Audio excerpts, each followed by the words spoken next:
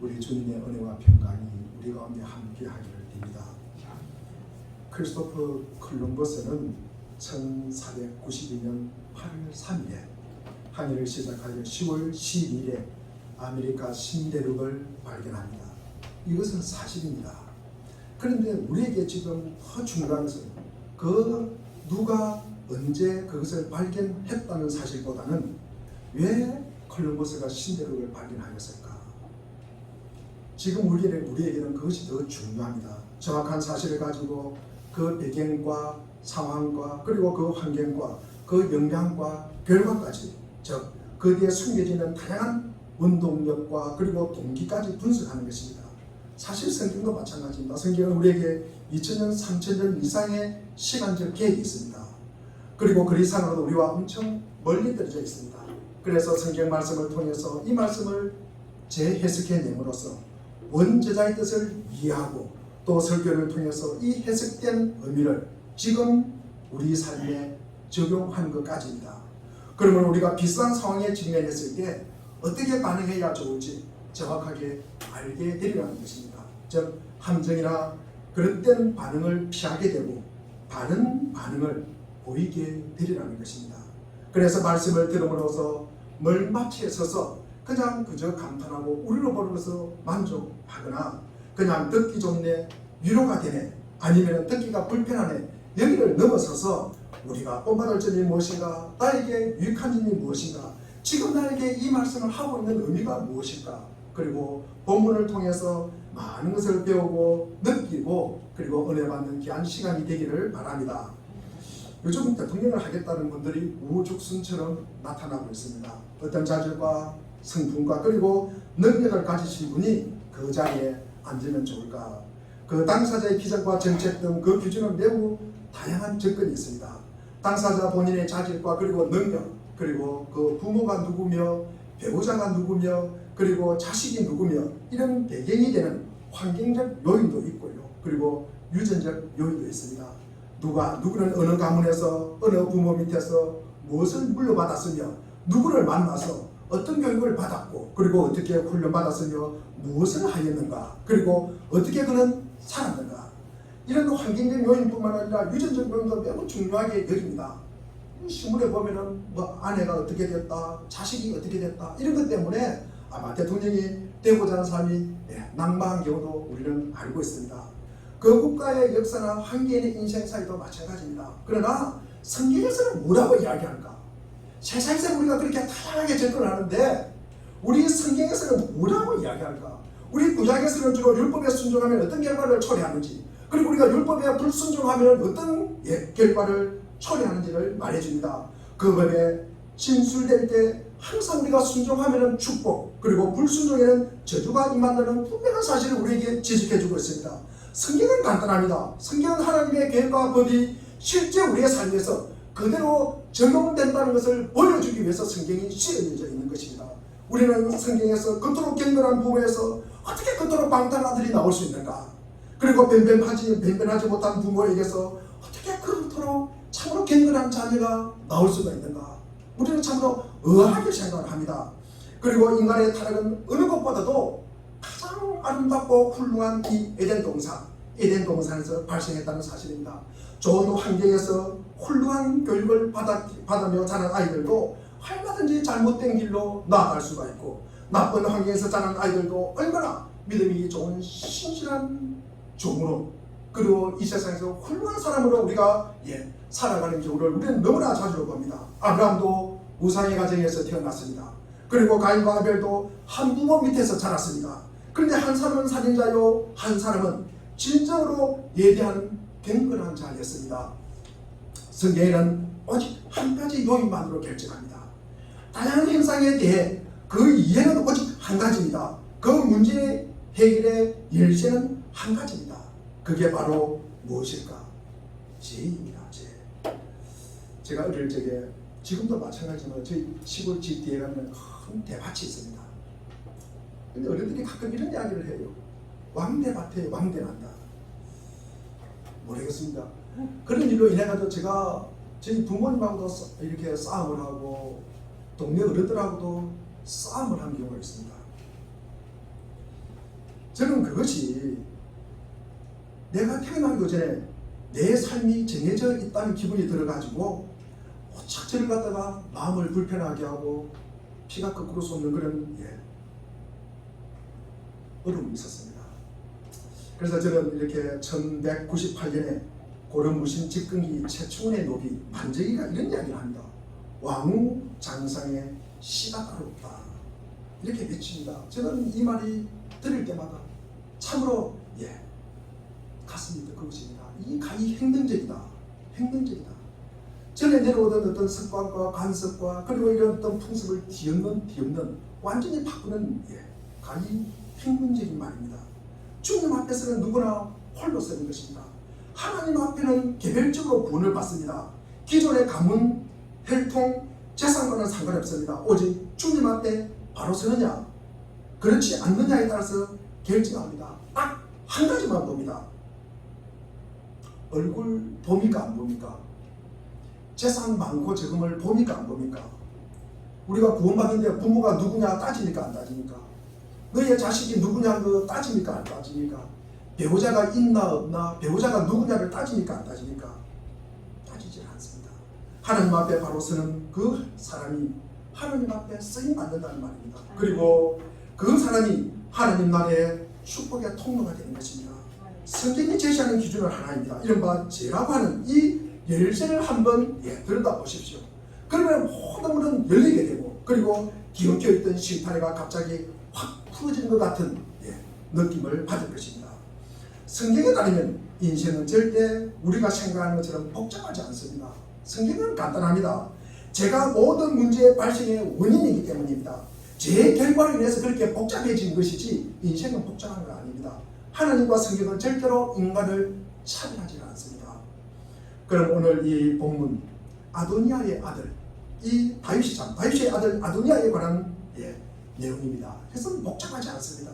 상당히 복잡한 것처럼 느껴집니다. 오히려 인생은 지금도 여전히 동일합니다. 우리가 겉으로 떠벌리고 자랑하던 요인들은 별로 중요하게 여기지 않습니다. 인생은 여전히 같습니다. 죄 또한 그대로 남아있습니다. 마태복음 24장 35절에 보니까 하늘과 땅은 없어질지라도 나의 말은 결코 없어지지 않을 것이다. 하나님의 법은 영원합니다. 하나님은 지금도 살아계셔서 역사하고 계시는 것입니다.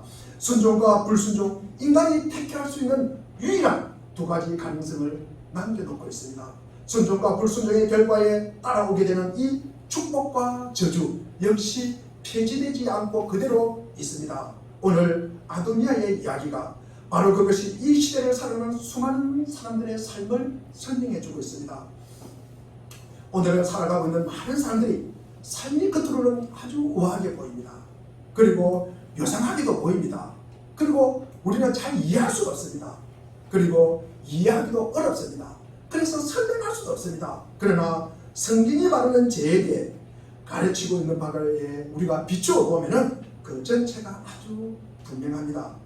하나님이 이 본문을 주신 이유는 많은 사람들이 아도니아와 그의 인생에서 자신의 모습과 자신이 범한 우리를 발견할 수 있게 하기 위해서입니다. 그리고 한 걸음 더 나아가 유일한 참된 해결책이 있기를 바랍니다. 오늘 본문에 앞서서 우리 왕상 1장 5절을 우리가 한번 읽어보겠습니다. 1장 5절입니다. 시작. 그때 이세 아들 아도니아가 스스로 높여서 이르기를 내가 왕이 되리라 하고 자기를 위하여 병거와 기병과 의병 50명을 준비하니. 아멘. 아멘. 그렇습니다. 여기서 이 아도니아의 모습에서 우리는 죄의 성격을 우리는 볼 수가 있습니다. 우선 죄는 스스로 높여서라는 단어가 죄를 완벽하게 표현하고 있습니다. 죄는 자기를 엄청 높입니다. 죄는 자기 자신을 엄청 자랑합니다. 죄란 한마디로 자기 자신을 과대 포장하는 것입니다. 죄란 하마르타노 이 헤드라에서 빗나가다, 벗어나다, 놓치다라는 뜻입니다. 어디에서 빗나고 어디에서 무엇을 놓쳤습니까? 그리고 어디에서 벗어나 있습니까? 하나님에게서 벗어난 것이고 하나님을 놓쳤다는 것입니다. 즉 하나님에게서 벗어난 것은 교만이요, 오만이요, 그리고 자기 기만입니다. 죄는 항상 하나님에 대한 반항으로 인도하는 것입니다.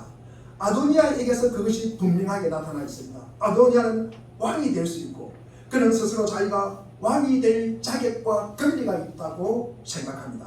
그는 아버지 다윗은 나이가 많고 판단력이 흐려서 솔로몬을 편애한다고 생각합니다. 아도니아는 그렇게 생각합니다. 그것이 잘못이라는 것입니다. 아도니아는 자기야말로 왕의 직책을 감당할 수 있는 유일한 최적인 자라고 여기는 것입니다. 아버지 다윗이 뭐라고 하든 전혀 상관하지 않고 자신은 그만한 능력과 권리가 있다고 여깁니다. 왕이 된다는 것은 참 멋진 일입니다. 그 나라에 있는 모든 사람들이 왕에게 복종시킬 수 있는 사람입니다. 자신의 한마디에 온 백성의 목숨이 걸려있는 이 최고의 통치자입니다. 얼마나 멋진 일입니까? 지금도 그게 가능한데 그 당시에는 어떻게 했습니까?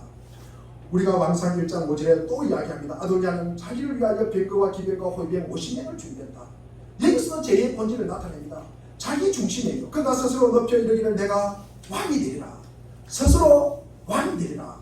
이 말 속에 우리는 그의 교만과 아집과 오만이 똘똘 뭉쳐 있어서 반항하고 있는 아도니아의 모습을 볼 수가 있습니다. 사람들은 왜 기독교를 무시할까? 왜? 제가 이렇게 볼 때는 근데 이게 목사를 무시해요. 우리 교회 다니는 사람들을 무시해요. 왜 그럴까? 교회와 하나님과 아무 상관없이 지내는 사람들도 아마 교회와 하나님을 믿지 않고 살아가는 사람들이 더 똑똑하고 자립심이 있고 그리고 멋지다고 생각할까? 어떻게 교회 다니는 사람에게 교회 다니지 말라는 이야기를 갖다가 함부로 할까? 그 이야기에 자기가 책임을 질 수 있을까? 저는 등골이 오싹합니다. 사춘기에 이런 대부분의 청소년들이 교회 다니지 않는 것을 왜 남자답다고 생각할까? 하나님께 등을 돌린 세상 사람들은 왜 아직도 그리스도인들을 갖다가 우습게 여길까? 왜 자기들은 그리스도인보다 우월하다고 여길까? 이들은 왜 기독교를 조롱하고 있을까? 왜 그런 생각을 할까? 왜 그렇게 열을 내며 왜 이렇게 기독교에서 반감을 가질까? 그 이유는 하나입니다. 아도니아와 같은 경우입니다. 태초에 사탄의 경우와 같다는 사실을 발견합니다. 바로 죄로 인한 교만과 반항심 때문입니다. 아도니아는 나는 자격이 있다. 왜 나는 내 능력에 비해서 푸대접을 받고 있느냐? 아버지도 나를 푸대접하고 형제가들도 나를 푸대접하고 공동체도 나를 푸대접하고 국가도 나를 푸대접한다고 생각합니다. 하나님의 말씀에 묶여 있으면서 그래서 자신은 자유가 없다고 이야기합니다. 그것은 가짜입니다. 우리가 교회를 다니면서 내가 너무 묶여있다. 그것은 가짜입니다. 하나님의 말씀에 매여 있는 것이 너무나 즐거워야 됩니다. 믿음의 삶은 하나님의 말씀에 매여 있는 것이 너무나 자유롭다고 이야기할 수 있어야 되는 것입니다. 내가 악한 사탄마귀에 매여 있는 것이 아니라 하나님께 매여 있는 것이 내가 너무나 자유스럽다, 너무나 즐겁다 라고 말할 수가 있어야 되는 것입니다. 그게 진짜입니다. 오늘날 사람들이 기독교를 반대하는 이유도 바로 그것입니다. 사람들은 기독교가 우리를 결박하고 시골함을 채운다고 생각합니다. 내가 교회 때문에 아무것도 못하네. 내가 말씀 때문에 아무것도 못하네. 내가 움직이도 못하네. 숨쉬는 것 때문에 내가 못하네. 그렇게 이야기하는 사람들이 있어요. 가짜의 경우가 많습니다. 주로 청년들이 이야기합니다. 왜 교회 출석을 목사님 11시까지 일어나지는 못해요. 대부분 이런 이야기를 합니다. 이것이 표면적인 이유입니다. 밤 3시, 4시까지 있다가 5시까지, 6시까지 있다가 11시까지 일어나지 못하는 이게 이분들이 하는 젊은이들의 이야기입니다. 왜 내 수면을 방해합니까? 내가 할 수 있는 요리까지 다 정해놓은 거예요. 고기가 침을 뜨는 게 싫은 거예요. 이것이 방해라고 생각합니다. 내가 11시에 일어나는 것이 나를 갖다가 방해라고 생각합니다. 우리가 바라는 것 사이에 기독교 앞에 바로 놓이는 이 기독교가 있는 것이 방해라고 장애물이라고 생각합니다. 우리를 해방하고 구속하고 올가맨다고 여기는 것입니다. 세상에 우리가 좋아할 뿐만 아니라 몹시 하고 싶은 일들이 있습니다. 하나님의 법이 중간에 끼어들어서 그 일을 갖다가 못하게 생각한다. 못하게 한다고 생각하는 것입니다. 내 마음대로 하고 싶고 마시고 싶고 피우고 싶고 누르고 싶은데 무엇이 못하게 한다고요? 성경이 못하게 한다는 거예요. 교회가 못하게 한다는 거예요. 교회의 가르침이 그를 못하게 한다는 거예요. 성경이나 교회가 성도의 가르침을 가로막고 있다고 생각합니다. 우리도 아도니아처럼 더 고상하게 더 품있게 논쟁하려고 합니다. 그래서 아주 합리적이고 지적인 뭐라도 되는 것처럼 고상하게 이야기합니다. 그러면서 나 교회 다녔어, 다 해봤어, 다 알아, 내가 다 해봤어, 나 경험 다 있어, 나 교회 다 알아. 이런 사람들은 가짜일 가능성이 많습니다.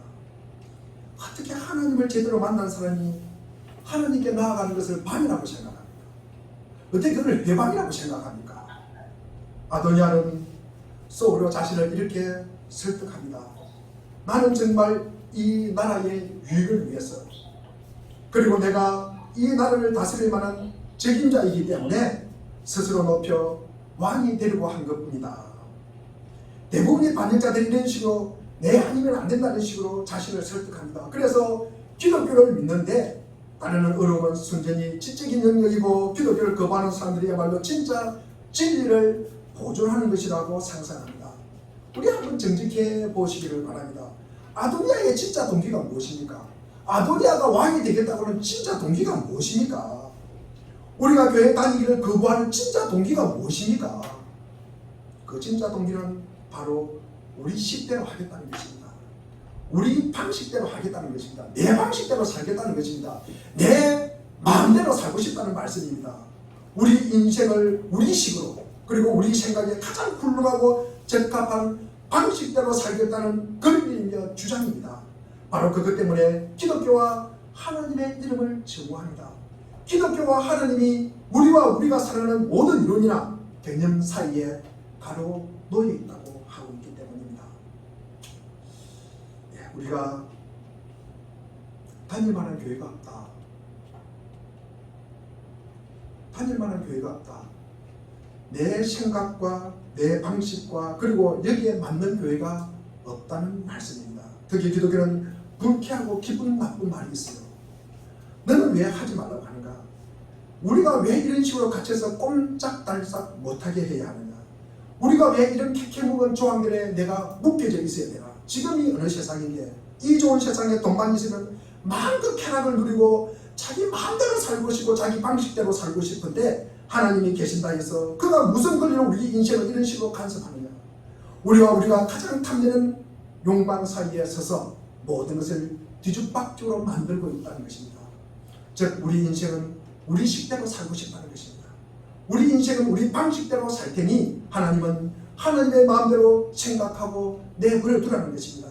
기독교가 금지사항과 율법을 만들어 내버려 두라는 것입니다. 부모나 공동체 다른 모든 것도 마찬가지입니다. 그들이 좋아하는 대로 하도록 내버려 두라는 것입니다. 나는 내가 좋아하고 내가 생각하는 대로 할 테니까 내버려 두라는 것입니다. 이것이 죄라는 것입니다. 아도니아가 스스로 높여 이르기를 내가 왕이 되리라. 이는 자기 마음대로 경건하지 못하여 신앙을 잃어가면서 부도덕한 방종으로 나아가는 것입니다. 죄의 원인, 우리가 당하는 모든 고통의 원인은 바로 자기 교만과 자기 기만과 하나님의 뜻을 거역하는 반항입니다. 하나님의 방식이 아니라 우리의 방식입니다. 이것이 죄의 특징입니다. 두 번째로 죄의 특징은 부추기고 따르는 자가 있습니다. 우리 왕상 1장 7절을 한번 읽어보겠습니다. 7절입니다. 시작. 아도니아가 스리아의 아들 요압과 제사장 아비나답과 모의하니 그들이 따르고 도우나. 자기 방식대로 하려는 사람들이 있는데 항상 이를 부추기는 상황이 뒤따른다는 것입니다. 요압은 참으로 위대합니다. 그는 훌륭한 장군입니다. 근시 있는 당대 뛰어난 군인이고, 그리고 다윗의 누이의 맏아들입니다. 그래서 아들 압살롬의 반역에도 다윗을 지킨 이 요압 장군입니다. 그리고 아비아다는 당시 2명의 제사장 중 한 명으로서 다윗에게 너무나 충실한 사람이었습니다. 이런 자들이 아도니아의 견해에 동의하고 그를 부추기며 따라다녔습니다. 이런 호응이 없었다면 아도니아는 이를 더 이상 진행시키지 못했을 것입니다. 그러나 이런 호응을 얻으니 이제 아무도 그를 막을 수가 없습니다. 이처럼 그가 반란을 일으키게 하자 사람들이 그에게 동의하며 맞는 말이라고 부추기 세웠습니다. 혼자서 죄를 범하는 경우는 거의 없습니다. 혼자서 하나님께 반항하는 사람도 거의 없습니다. 사람들은 자신이 옳다는 것을 증명하기 위해서 항상 위대하고 고무적이고 그리고 깊은 감명을 주는 사람들 이름을 덜매입니다. 인터넷 봤니? 신문 봤니? 누가 교회를 떠났다더라. 그 사람 알지? 그 유명한 사람, 그 이런 말을 한 그 사람 교회를 여하고 개종하겠더라. 그러나 자신이 믿고 있는 모든 것, 자신이 하려는 모든 일이 하나님의 앞에서 뜻하다면 전적으로 올바르다는 사실을 우리가 확정하기 위해서 굳이 애쓰지 않아도 됩니다. 자기 믿음 자랑 안 해도 됩니다. 잘난 사람들 자기가 잘났다고 말하는 사람 아무도 없습니다. 돈 많은 사람 자기가 돈 많다고 한 적이 없습니다. 돈 많은 사람이 우리 길거리에 앉아서 자기 돈을 세고 있는 거 봤습니까? 거꾸로 얼마나 믿음이 부족하면 믿음을 자랑할까? 얼마나 못생겼으면 자기가 잘생겼다고 이야기할까? 얼마나 돈이 없으면 돈을 자랑하고 다닐까? 하나님의 교회에서 책임 있는 자리에 있는 사람들과 제사장마저도 종종 이 반역자들을 지지합니다.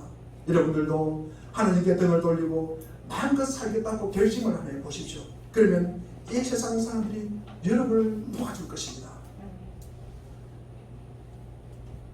내가 어디에 목사가 술 사준다고 오라 그러면은 아마 많은 사람들이 모일 것입니다. 그리고 목사가 술을 한 잔 먹으면은 목사 술 먹었다고 거기 뉴스에 나올 것입니다. 얼마나 사람들이 그것을 좋아합니까? 여러분이 세상으로 따라 내가 가겠다 그러면 주위에 도와줄 사람 많습니다. 이 세상의 요압과 아비아달이 여러분의 편에 설 것입니다. 여러분의 인기가 하늘을 치솟을 것입니다.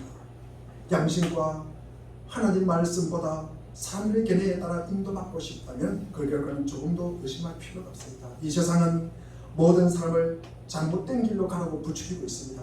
이 사회 전체는 인간이 꾸준히 바르게 걷기가 어려운 방식으로 조직되고 운영되고 있습니다. 이 세상과 사회는 우리로 하여금 하나님을 거부하고 우리가 택한 방식대로 살아가게 하려고 최선을 다해서 도와주려고 합니다. 다양한 사상과 철학 그리고 달콤한 말로 우리를 깨워내어서 기독교에 관한 캐캐묵은 탐지도 않는 말은 떨쳐버리고 남자답게 당당하게 살아가라고 부추깁니다. 쾌락과 유흥과 오락으로 무엇보다 그에 대해 본을 보여주며 그 일을 갖다가 따라 자랑하면서 자행하고 있습니다. 바울이 고린도전서 1장 26절에 말합니다. 형제자매 여러분, 여러분이 부르심을 받을 때 그 처지가 어떠하였는지를 생각해 보십시오. 제가 세 번 얘기입니다. 육신의 기준으로 보아서 지혜 있는 사람이 많지 않고 권력 있는 사람이 많지 않고 가문이 훌륭한 사람이 많지 않았습니다. 그렇습니다. 요압과 아비아달이 아도니아에게 동의했고 아도니아를 도왔습니다. 지금도 마찬가지입니다. 과정과 절차를 생략합니다. 한밤에 해결해 준다고 합니다.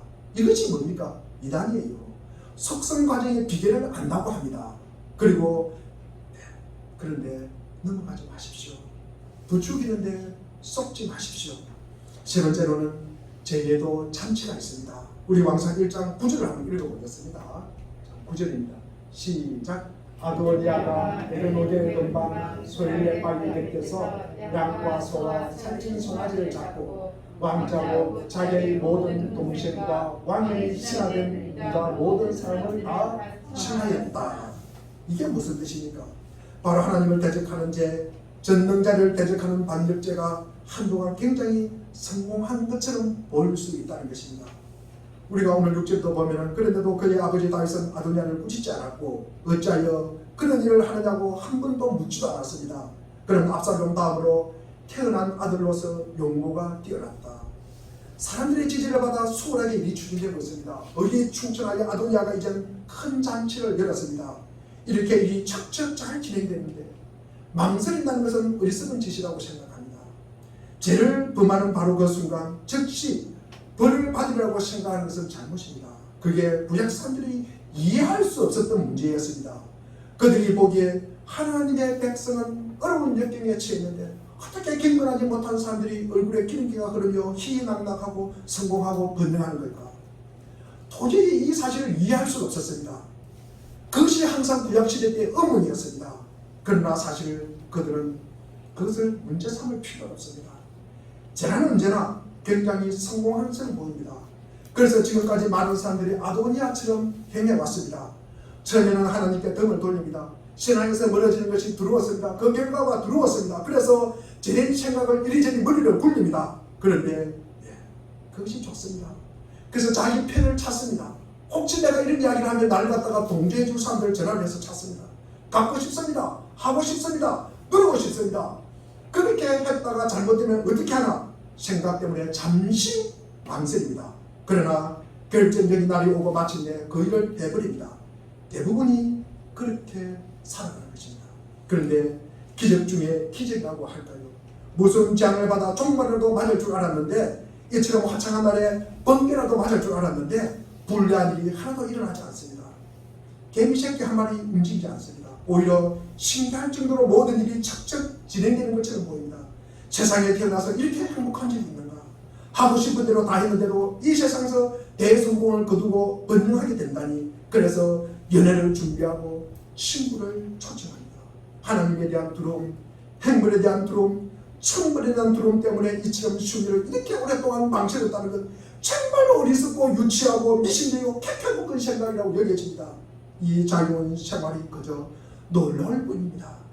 주일에 교회에 안 가도 예배하면도 전혀 이상이 없습니다. 왜? 내가 안 가도 전혀 이상이 없어요. 그러나 자기가 하고 싶은 일을 합니다. 만날 사람 만나고 인사할 사람 인사하고 먹고 싶은 거 먹고 놀러 갈 거 놀러 갑니다. 너무나 여유롭습니다. 직장 다닐 때 얼마나 쉬고 싶겠습니까? 더 이상 두려워할 것 없습니다. 필요가 없습니다. 어떤 문제를 두고 더 이상 처절하게 논쟁할 필요도 없습니다. 양심 끝없이 싸울 필요가 없습니다. 자유, 항약, 그리고 남자다움, 용기가 있어요. 그리고 성공해요. 번성해요. 만상을 잘 풀려가고 있습니다. 사람이 제약의 쾌락도 즐길 수 있을까? 물론 있습니다. 역사를 보십시오. 밤의 세상을 보십시오. 너무나 풍성합니다. 그런데 죄는 끝이 있습니다. 우리가 구절에 읽어보면은 우리 구절에서 항변하는 이 베풀고 있는 이 아도니아를 보십시오. 아도니아의 이름이 나오는 다음 구절이 오늘 41절입니다. 41절로 연결하겠습니다. 오늘 우리 본문 41절을 한번 다시 읽겠습니다. 시작. 아도니아와 그가 함께한 소년들이 먹기를 마치되 아들이라 요압이 뿔랑팔 소리를 듣고 이르되 어찌하여 성읍 중에서 소리가 요란하냐. 아멘. 그렇습니다. 그들은 연회장에 있었습니다. 마음껏 즐기고 마셨습니다. 진수성찬이 차린 그곳에 모인 사람들은 모두 세상에서 내노라는 사람들입니다. 그 중에서도 가장 멋진 것은 풍악소리였습니다. 아도니아 왕이여 만세수를 하옵소서. 저희는 이 세상에서 가장 위대하고 훌륭한 분을 발견했습니다. 아도니아의 영광에 비하면 다윗의 영광은 곧 아무것도 아니게 될 것입니다. 왕이여 만세수를 하옵소서. 아마 연회가 진행되는 내내 이런 소리가 계속 퍼져나왔을 것입니다. 아도니아는 그때처럼 행복한 적이 없었습니다. 마침내 왕이 된 것입니다. 위대하고 훌륭한 아도니아를 위해서 어떤 위험도 감수하겠다고 단임하는 사람들, 그리고 자신의 생명까지도 바치겠다고 말하는 멋진 친구들에게 둘러싸여 있었습니다. 이제 모든 순서는 다 끝나고 있었습니다. 모두가 떠나들은 참이었습니다. 그때 갑자기 또 다른 소리가 들려왔습니다. 이게 무슨 소리지? 아니, 이게 무슨 소리지? 아무것도 아닐 거야. 그렇지만 다시 소리가 들려옵니다. 아니, 이게 무슨 소리야? 이게 대체 무슨 소리야? 왜 성안이 이렇게 요란하지? 이게 무슨 일일까? 아마 백성들이 아도니아를 환영하면서 환호하며 외치는 소리가 내려쳐 오는 게겠지? 그러나 그런 소리가 아니었습니다.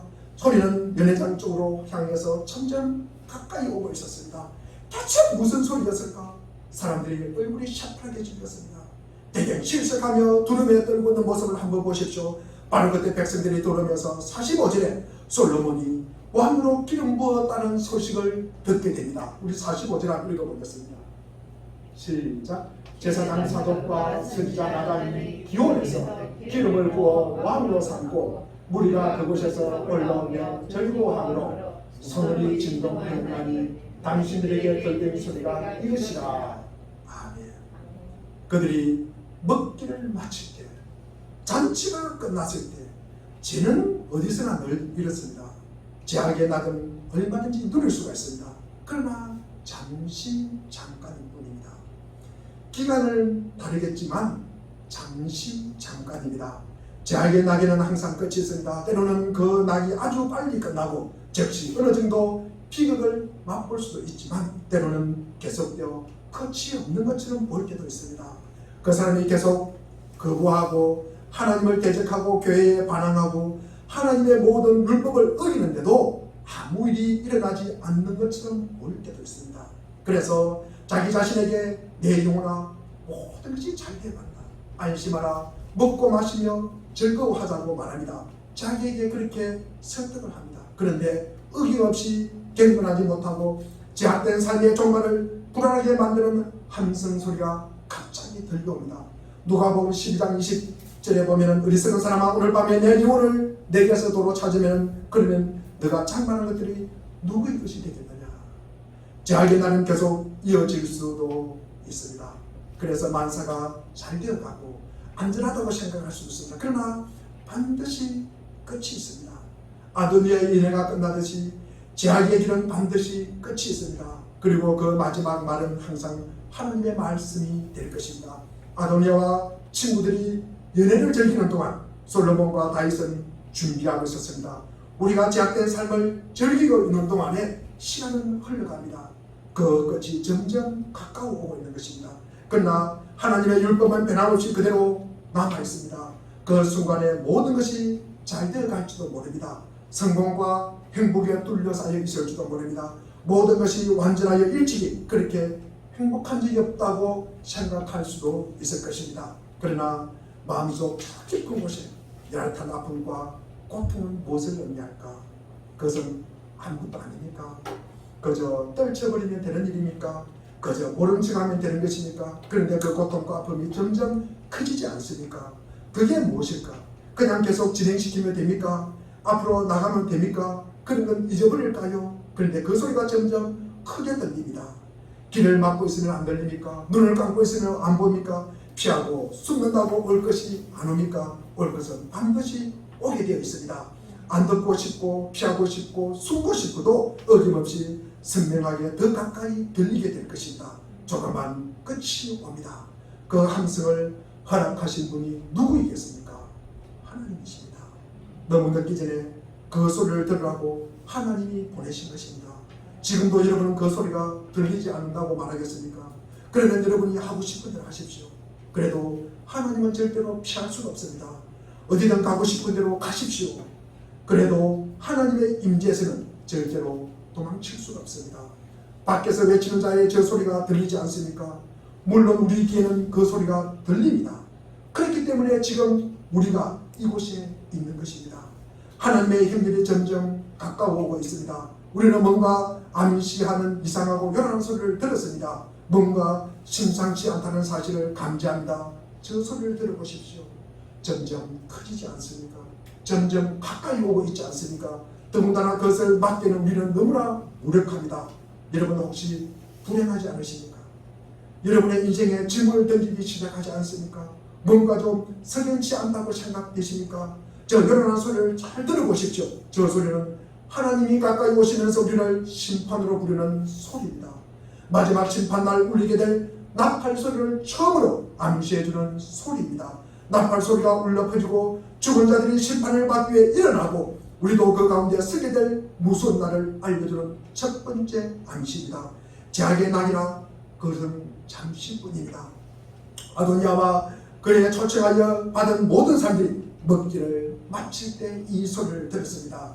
우리가 49절을 한번 읽어보겠습니다. 49절입니다. 시작.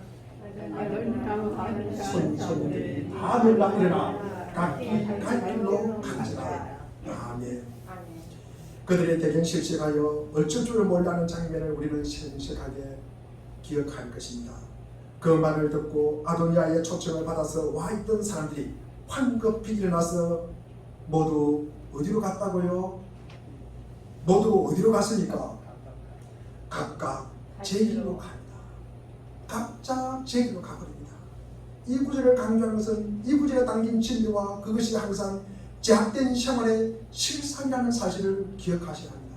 아도니아에게 동의하고 그를 지지하고 이를 계속 추진하려고 부추긴 사람들, 그것뿐만 아니라 아도니아를 그토록 찬양하며 목숨까지도 불사하겠다고 약속한 사람들, 위기가 으름이 닥쳐오자 모두 남았으니까 그들이 도망갔으니까 아도니아만 남긴 채 아도니아에게 가장 필요할 때 그들은 주위에 아무도 없었습니다.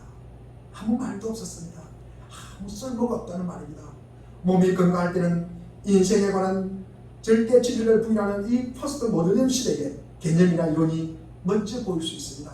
그러나 아플 때 특히 필사적인 공경에 빠져 있을 거나 죽음을 대면하고 있을 때 그런 것들이 얼마나 쓸모없는지 모릅니다. 병상에 누워있거나 임종할 때 그동안 자기가 투자한 시간과 돈과 정력, 그 바친 일을 생각하면 그것이 위로가 됩니까? 도움이 됩니까? 격려를 받을 수도 있을 것 같습니까? 지금 이 순간 영혼의 공포에 사로잡혀 부들부들 떨면서 죽어가고 있는데 선술집에서 호텔 뷔페에서 마음껏 마셨던 것이 무엇을 제공해 줄 수가 있다는 것입니까? 그걸 생각하면서 야, 내가 그때 잘 먹었지 하면서 천국 가겠습니까? 재즈나 춤을 춥니다. 영화를 봅니다. 도박을 합니다. 쾌락을 누립니다. 이런 모든 것들이지 대체 무엇을 우리에게 마지막에 제공해 줄 수 있습니까? 사업합니다. 돈이 많아요. 사교계의 이름을 날립니다. 절망적인 상태에서 뭔가를 가장 필요로 할 때 그것들이 우리에게 무엇을 제공해 줄 수 있겠습니까? 그들도 아도니아의 친구처럼 여러분만 남겨준 채 갑자기 떠나갈 것입니다. 행편이 좋을 때 친구지 행편이 나쁠 때는 여러분을 분명히 배신할 것입니다. 그런데도 그것들을 계속 의존할 작정이십니까? 그 정도로 우리가 어리석습니까? 그들은 이전에 다른 모든 사람에게 한 것처럼 여러분에게도 그렇게 할 것입니다. 비참하고 불쌍한 아도니아를 보십시오. 공포와 두려움에 떨며 불안해하고 있는 그를 보십시오.